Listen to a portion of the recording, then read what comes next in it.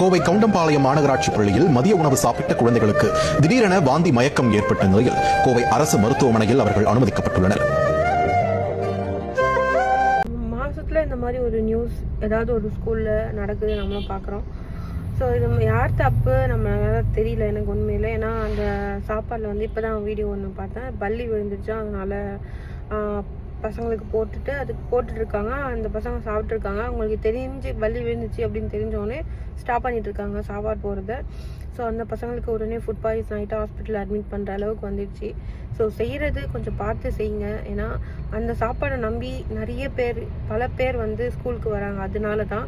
So அப்படி இருக்கும்போது அந்த சாப்பிட்டுட்டு ஹாஸ்பிட்டல் போகிற நிலமை வந்துச்சுன்னா அவங்களும் யோசிக்கிற மாதிரி இருக்கும். ஸோ ப்ளீஸ் செய்கிறத கொஞ்சம் பார்த்து ஹைஜீனிக்காக செய்யுங்க. ஏன்னா குழந்தைங்க சாப்பிட்றது அது. ஏன்னா குழந்தைங்க உசுறு ரொம்ப முக்கியம், பெரியவங்க உயிரும் ரொம்ப முக்கியம் தான். இருந்தாலும் அதை நம்பி வர்றாங்கல்ல, சாப்பாடு நமக்கு கிடைக்கும் அப்படின்னு சொல்லிட்டு அதை நம்பி வராங்க. அவங்களுக்கு கொஞ்சம் நல்லா சமைச்சு போடுங்க. ஸோ அதுக்கு தான் கவர்மெண்ட் உங்களுக்கு சம்பளம் கொடுக்குறாங்க, எல்லாம் பண்ணுறாங்க.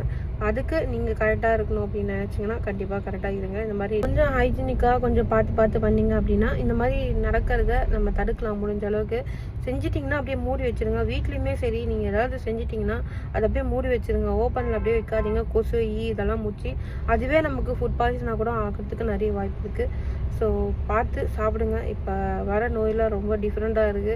அது எப்படி வருதுன்னே தெரிய மாட்டேது. அந்த மாதிரி இருக்குது, கண்டு கூட பிடிக்காத அளவுக்கு இருக்குது. ஸோ பார்த்து இருங்க.